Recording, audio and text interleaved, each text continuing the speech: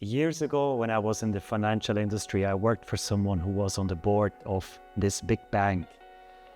And one day I found myself in a private conversation with that person, and I asked them, what is your secret to managing all the responsibility and all the work that you have, plus having a family and trying to also have time for your hobbies?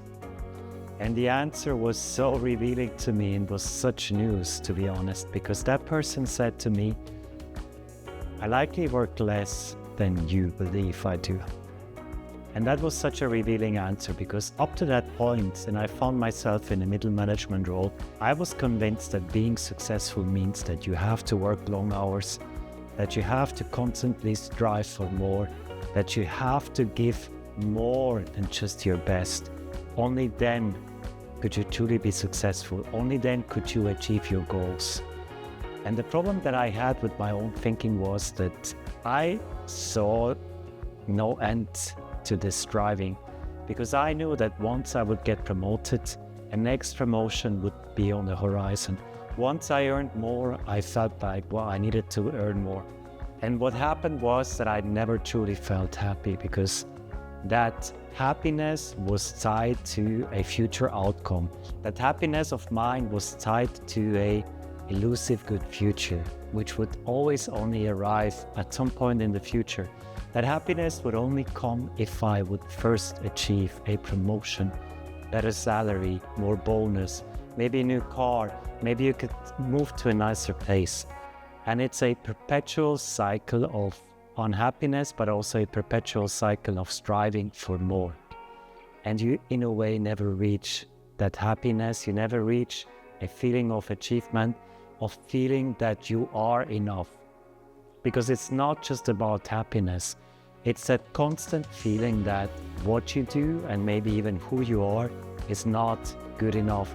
And maybe that sounds familiar to you, because being in a corporate leadership role is a relentless ask. You have to constantly deliver top-notch quality. You have to make high-stakes decisions. You have to take actions. You have to have answers. You have to be a visionary. You have to be resilient. And the mind goes in overdrive.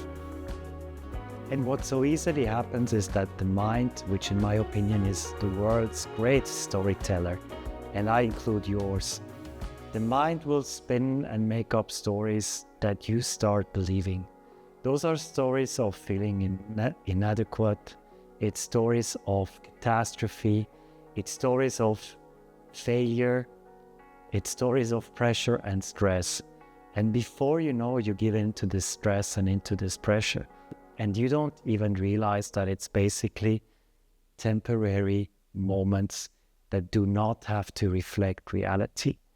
That was my biggest learning in the past couple of years. Once I dove deeper into concepts of philosophy or non-duality, Stoicism, Taoism, I realized that while I can actively think a problem through, there are many moments in my day where the mind just starts making up stories. And I can decide whether I trust them and believe them, or I can also try and start observing these things. And I always use the comparison of that cloud that shows up on a sunny day and suddenly blocks the sunshine and makes you feel like it's a bad day. But that cloud then also just disappears and the sun is always there. Whether there's a cloud or not, the sun is always there.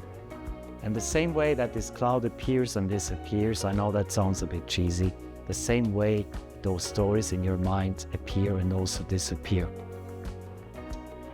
The reason why I'm telling you this is, if you are able to make this shift from believer of the stories of your mind to an observer, there's a whole shift happening in the way you work, in the way you live, in the way you lead.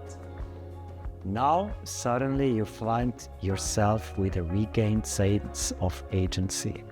That sense of agency you thought you didn't have, because, let's face it, too many things in the corporate world are outside of your control, and sometimes they can make you feel a little helpless. Sometimes they can make you feel like everyone else has had it figured out, but just you not. And that's of course not true. But going back to this relentless striving, the problem with that is if you keep on chasing goals, ideals, or a purpose that seems to move every single day, at some point you will find yourself being exhausted. It's not just about unhappiness, it's about the energy that it drains from you.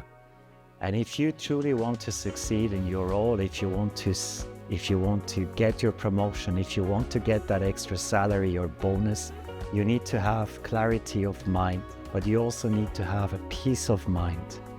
And you need to act and lead from a place of presence, not from a place of reactivity. But instead, what you want is to have this calm moment, the presence, the knowledge, the conviction, and also the confidence to know what you do is the right thing, that you take the right decisions. Sometimes when I talk to my friends or acquaintances about this, they feel like I'm talking about spiritual concepts. But for me, it's truly more about the philosophy of how do I approach life and how do I believe life works. If you're interested in gaining more clarity, in leading from a place of presence and having this peace of mind versus reacting to external circumstances, then let's work together. Let's just have a conversation and see what are your needs. Am I the right person to help you? Does the way I work truly help you? And how could we take a next step from there?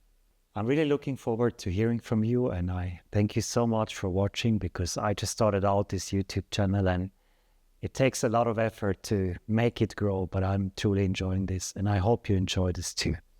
See you again. Thank you.